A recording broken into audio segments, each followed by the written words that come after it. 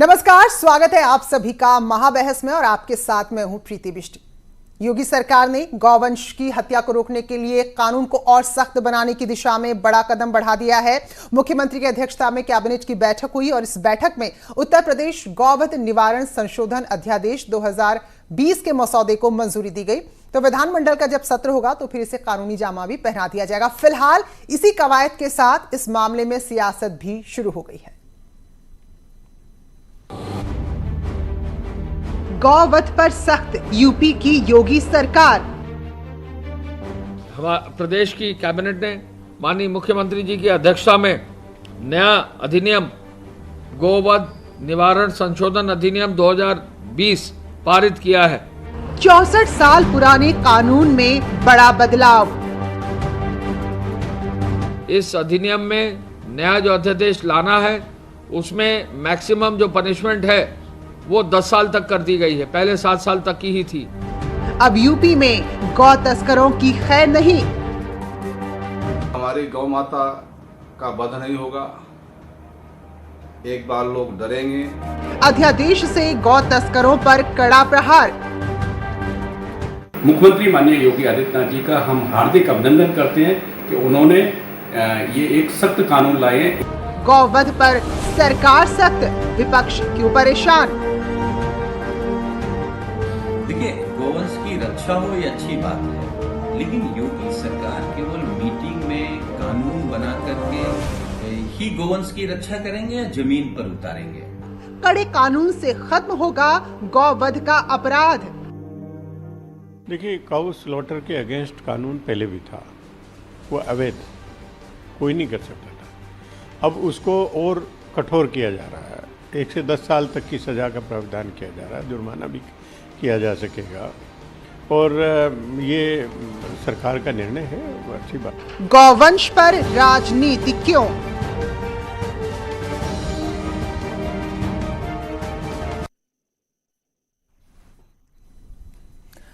तो मुद्दा कोई भी हो, अगर राजनीति उस मसले पर ना हो तो फिर सियासत चले तो कैसे चले? तो ये मसला सामने आया क्योंकि संवेदनशील मसला है, तो इसलिए खुलकर विपक्ष विरोध नहीं कर पा रहा, लेकिन सरकार के किसी कदम की तारीफ भी नहीं कर सकता। तो इसलिए कह रहा है कि कानून बनाने की जरूरत क्या है, जबकि जमीनी स्तर पर बहुत सारे काम बगैर कानून को सख्त बनाए हो सकते हैं। तो फिलहाल ये देखिए, जो बड़े फैसले आज लिए गए जिसका मसौदा तैयार है, तो फिलहाल अभी इसको कानून की शक्ल में आने में थोड़ा वक्त लगेगा, लेकिन जो प्रावधान उस कानून में होंगे उसको फिलहाल मंजूरी मिली है। अगर कोई गौवध करता है उसमें शामिल पाया जाता है तो जो सजा है वो 3 से 10 साल की होगी। इसके अलावा 3 लाख से 5 लाख तक का जुर्माना उसे देना होगा। अगर एक बार दोष सिद्ध होने के बाद फिर से अगर कोई इसी तरह के आरोप में लिप्त पाया जाता है तो फिर उसे दोहरा दंड भुगतने के लिए तैयार रहना होगा। तो बहुत सारे कड़े प्रावधान जो कि उस नए मसौदे में है जिसे कैबिनेट ने मंजूर किया है, और जब ये कानून की शक्ल में आ जाएगा तो उसके बाद गौ वंश को लेकर, उसके संरक्षण को लेकर इसे एक बहुत बड़ा कदम माना जा रहा है। और हमारे मेहमान हमारे साथ जुड़े हुए हैं। डॉक्टर चंद्रमोहन प्रवक्ता है भारतीय जनता पार्टी के, उबैदुल्ला नासिर प्रवक्ता है कांग्रेस के, राजीव राय हमारे साथ जुड़े हैं समाजवादी पार्टी से, और आचार्य विक्रमादित्य हिंदू धर्मगुरु हैं हमारे साथ जुड़े हैं। बहुत बहुत स्वागत है आप सभी का।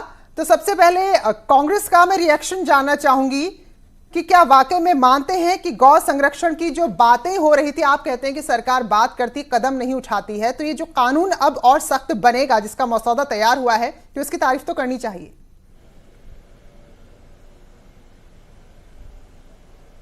देखिए, जहां तक गौ संरक्षण की बात है तो ये तो कांग्रेस ने 1955 में ही यह कानून बना दिया था। तो गौ संरक्षण तो हमारी बहुत बड़ी प्रायोरिटी है, हमेशा रही है और रहेगी। लेकिन जो कानून बना है वो ठीक है, बहुत सख्त कानून बनाया गया है। जो पहले कानून थे उनमें ज्यादा सजा का प्रावधान किया गया है। लेकिन सवाल यह है कि सिर्फ गौहत्या ही मसला तो नहीं है, गौहत्या और गाय किस बुरी तरीके से मर रही हैं उनकी तरफ भी तो तवज्जो देने की जरूरत है। हमारी गौशालाओं की क्या हालत है इसकी तरफ भी तवज्जो देने की जरूरत है। गौशालाओं में गाय बीमारी से, भूख से, प्यास से, गंदगी से किस किस तरीके से मर रही हैं, इसकी तरफ भी तवज्जो देने की जरूरत है। अभी आप देखिए 80 गाय एक साथ आपके हरियाणा के किसी शहर में मरी है गौशाला में। तो ये जो गायों का मसला है इसकी तरफ भी तवज्जो देने की जरूरत है। ठीक है, मसले हैं तो ठीक है, वो मसले आपको लगता है उठाने चाहिए। तो फिलहाल आप इस फैसले में सरकार के साथ हैं, इस फैसले में साथ हैं आप सरकार के? साथ से मतलब ये कि उन्होंने कानून बनाया और हम उसकी हिमायत करते हैं, वो जितना चाहे सख्त कानून बनाए, हमें उसमें कोई प्रॉब्लम नहीं है। ठीक है, समाजवादी पार्टी भी से भी हमारे साथ प्रवक्ता जुड़ेंगे तो उनसे भी हम जानेंगे। आचार्य विक्रमादित्य हमारे साथ जुड़े हैं। तो आचार्य जी, गौ को लेकर जितनी आस्था है राजनीति भी उससे कहीं ज्यादा हुई है, ये आप भी मानते हैं, आप भी जानते हैं। अब जबकि एक बहुत बड़ा कदम उठाने जा रहा है, उसको लेकर कितने आशान्वित हैं? क्योंकि ऐसा तो नहीं कि इससे पहले कोई कानून नहीं था गौवंश को लेकर, तो अब इस नए कानून से कितनी उम्मीद है? देखिए, सबसे पहले तो योगी जी धन्यवाद के पात्र हैं जिस प्रकार से उन्होंने इस एक महत्वपूर्ण मुद्दे पर बहुत सीरियसता के साथ बहुत जो कार्य किया है वो सराहनीय के पात्र हैं। जिस प्रकार से पहले अभी आप बात चल रही थी, कांग्रेस ने कहा कि प्रवक्ता साहब जो बैठे हैं उन्होंने कहा कि हम बड़े सीरियस हैं और हमने बड़ी अच्छी तरह गौ संवर्धन किया, गौ रक्षा करने का प्रयास किया। मुझे पता है केरला के अंदर कोई और लोग जो नहीं काटे थे, केरला में जो गौ हत्या हुई थी बीच चौराहे के अंदर, जिस प्रकार से बीफ पार्टी ऑर्गेनाइज की थी, वो किसी और पार्टी के लोग नहीं थे, आप ही के पार्टी के लोग थे। और 1968 के अंदर पार्लियामेंट के सामने किसने गौ हत्या कराई थी, किसने गोली चलवाई थी गाय के ऊपर? संतों का आंदोलन जब हुआ था, कोई और नहीं था, आप ही की पार्टी थी। आप ही की पार्टी की अध्यक्षा श्रीमती इंदिरा गांधी जी ने उस वक्त वहां पर गौ हत्या करवाई थी, गोवध करवाया था।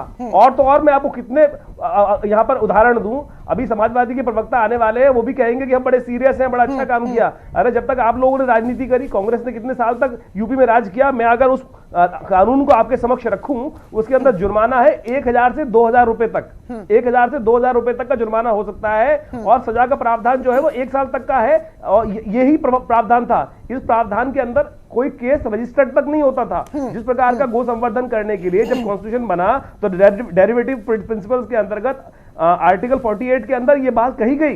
गांधी जी का मेन मुद्दा था कि गौ की रक्षा होनी चाहिए, और बड़े बड़े तमाम जो लीडरान हुए इन लोग उस टाइम पे, आजादी के टाइम पे, सबका एक मुद्दा था गौ रक्षा इस देश में होनी चाहिए। कहां रक्षा की गई?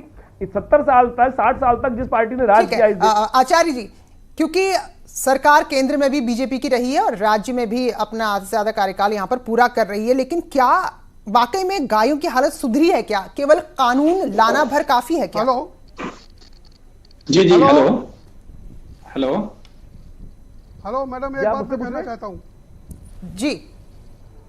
हेलो, मैं एक बात कहना चाहता हूँ। जी बोलिए नासिर साहब। ये जो हमें केरला की मिसाल दे रहे हैं, केरला में लेफ्ट की गवर्नमेंट थी, हमारी गवर्नमेंट नहीं थी, एक बात। दूसरी बात है कि गोवा में किसकी गवर्नमेंट है?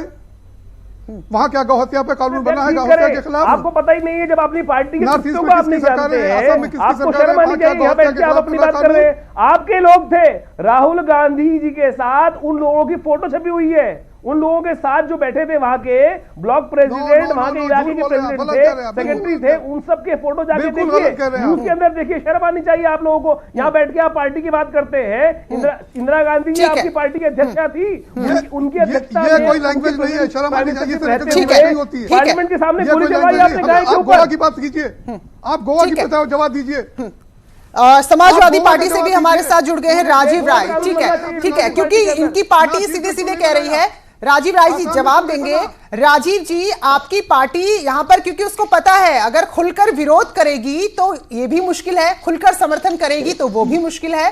तो भाई आप कानून को लेकर रुख क्या रखते हैं, स्पष्ट तो कीजिए। आपके प्रवक्ता कहते हैं कि ठीक है गौवंश की रक्षा होनी चाहिए, लेकिन कानून बनाने से कुछ नहीं होता, तो फिर कैसे होता है कुछ?